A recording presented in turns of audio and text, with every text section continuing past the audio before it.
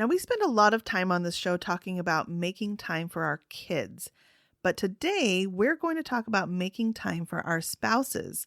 Because as parents, we pour so much into our kids that the marriage relationship can suffer. And yet, when our relationship is strong, everything else in the home feels stronger too, including our kids.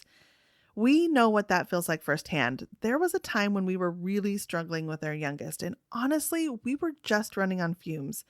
Around then, we decided to make a conscious effort to go on a date night every week, just the two of us, even when it felt inconvenient, and it made a huge difference, not just in how we connected with each other, but in how we parented, how patient we were, and how our home even felt. So today we're talking about what to do when you're not feeling connected with your spouse and how simple, intentional time together can bring more joy, more closeness, and a healthier home for everyone involved. This is Parents Making Time, the show that helps busy parents put family first without burning out. We're Anthony and Jennifer Kraker. We don't just give parenting tips, we help you become the parent you want to be. So that time that Jen was talking about with our youngest, our son Ethan, was really difficult. He was going through those early stages of puberty, and he was dealing with some mental health issues, particularly his ADHD, which we hadn't even really been diagnosed yet. And so it was a really challenging time. He was challenging authority, our authority as parents, and that made for a lot of stress in the home. And it was just normal stuff. He wasn't a bad kid or anything like that. It was just stuff that he was going through. And we as parents were trying to figure out the best way to help him and to parent him. And it was new to us because we hadn't really been through anything quite that dramatic with our other two. It was intense. Yeah, it was. So it felt really intense, and there was a feeling of tension in the air a lot of times at home. It doesn't mean that every single day was bad, but just on the whole, it was a difficult time, and it went on for months. And so we were struggling. We were struggling as a family, as individuals, our own kind of sense of self-worth as parents. And then also as a couple, we started noticing there was more tension in our relationship as a couple. So I had the idea to start being very intentional about date nights. And date nights is something we've tried to do. I would say we haven't been always 100% consistent with it over the years, just depending on the demands of our schedule. But we've tried to prioritize it on a regular basis. And this was one of those times where we really needed to make it a priority so that we could get out of the house, just the two of us as a couple. And we needed to be intentional about it. And we decided that we were going to do this every week. And we even made a rule that when we went out on date night, we weren't allowed to talk about anything going on at home with Ethan or the kind of difficult situation that we were dealing with. And some weeks it was hard to get out the door just because our schedules are busy. It was hard to carve out that time, but we were intentional about doing it.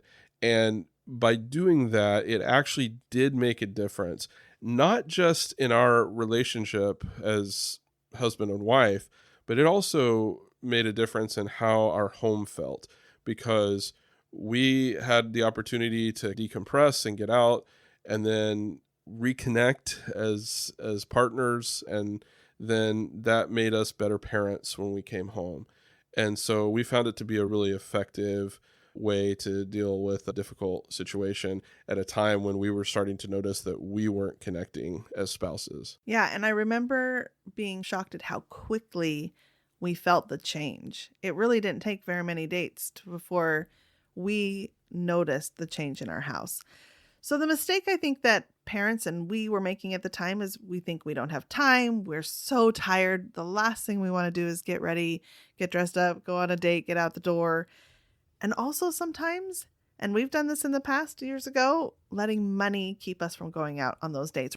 Yeah. And life is busy, and sometimes you look at a calendar and you just don't see time for a date night. And when we were tired, which we were tired a lot during that season, just because of the emotional exhaustion, there were times we didn't really want to get ready and go out. It's easy to take for granted your marriage relationship and forget that's something that also needs to be worked on constantly. You're constantly trying to stay connected and to if not improve your relationship, maintain the quality of the relationship that is so precious to you. Yeah, you need to nurture it. And the consequence of not nurturing it is really feeling disconnected from each other, which actually in itself brings on a whole list of consequences we could talk about. Now you're not connected, so you're not on the same page. You're just becoming transactional about your relationship and about your family life. Like, you do this, I'll do that. And that's about as deep as it goes. Right.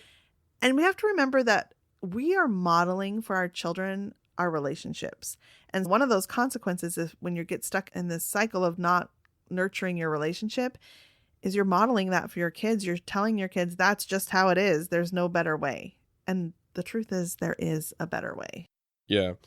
So make time to date your spouse. That's the big takeaway from this episode. And there are lots of different ways to do this. We've had at-home dates back when I was in law school many years ago, and we'd have money and we didn't always have babysitters. Even if we did have money to go out on a date, we would put the kids to bed sometimes a little bit early. Jennifer would make dinner and we'd eat a later dinner together, just the two of us while the girls were asleep. We didn't have Ethan yet. And then we watch a show or a movie. This was back when Netflix sent DVDs instead of it being all streaming. So we'd get the DVDs in the mail. Remember how sad it was when you'd get the DVD and it was scratched? Yeah. And you couldn't watch it. You're like, oh no. But West Wing and 24 were the shows that kind of got us through a lot of that time in law school. But we tried to be intentional at that time about doing a date night, even if it was just staying at home and being together, eating a meal together and watching a show together. And later, as we had a little bit more money, we would go get takeout. But during law school, we just didn't. And so I would make something intentionally later for you and I. So another one of my favorite ways when we go out is when we go out like group dinners, because I feel like this really combines the date aspect and the social aspect, which getting all that into our lives is hard. And I'm just such a social person. I love going out with other couples and talking and having a good time. We're still on a date. We're still connecting as a couple. It's adult time away from the kids, but it's that great time to bring in the social aspect too. Like Anthony said, at different times in our life, we've been able to do different things. And when the kids are small, it can be really difficult to find a babysitter. So sometimes you have to get creative. So, whether you can afford to hire the neighborhood teen or not, or if you can't, actually, that might be the bigger question. If you can't, what do you do? And there was a time where we did like a babysitting swap with friends. And so that time we didn't get a date night every week. We got one every other week. Right. Because on one week we watched their kids and on the next week they watched ours. And that became a way that we could regularly get out on a date. We've also had times where we've lived near relatives. We've used grandma and grandpa or our aunt or uncle to come and watch, or for our kids to go play with their cousins for a night so we could get out. So you just have to find a way. Yeah.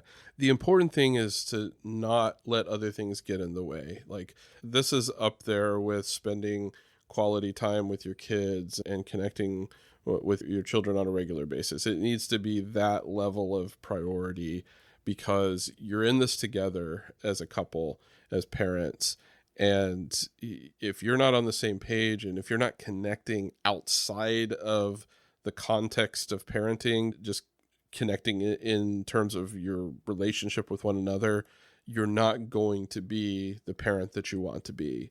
And so we've had times where we realize we weren't prioritizing this, and then we have to adjust and we work to make that shift. So if you're listening and you realize that you're not prioritizing a relationship with your spouse, this is a wake-up call for you to prioritize it, to fix that part of your family life so that you can not only be happier in your relationship with your spouse, but you can be a better parent. You can be more present at home. You can get rid of tension that might exist, especially if you're dealing with challenging situations with your kids. It's just a lot better if you can carve out that time, even if it's just a couple of hours a week, even if it's a stay-at-home date. Carve out that time to be together as a couple. And let your kids see you making that a priority. Let them see the affection between you and your spouse. I think we think it's fun when our son catches a kiss for a second and he's like, ew, gross. And so that just makes us want to do it more. It's fun. When we first became parents, this is another really important conversation I think that we had.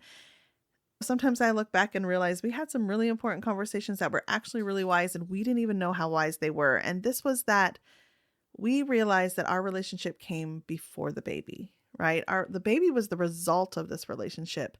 And we realized that relationship would remain after she grew up and left the house. And so it seemed only logical to us that relationship needed to be prioritized first. And I think a lot of times as parents, we don't. We think we need to prioritize the kids because the kids are only going to be with us 18 years. And we've got to get everything into them now. But the truth is that our relationship is going to last far beyond that 18 years.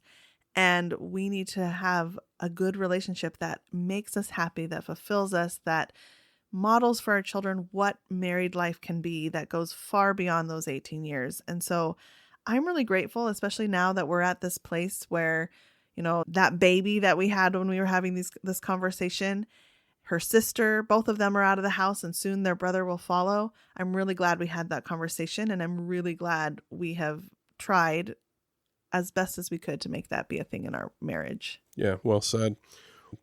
Well, if you like this episode today, please leave a rating or review on Apple or Spotify, and bonus points if you share this episode with a friend. And coming up next episode, we're sharing something that every parent wants, but often feels too busy to create. We're sharing 3 easy ways to create core memories with your family. The kinds of moments your kids will still talk about years from now. These are simple, intentional choices that will create lasting memories for your family. You won't want to miss it. Until next time, make time to become the parent you want to be.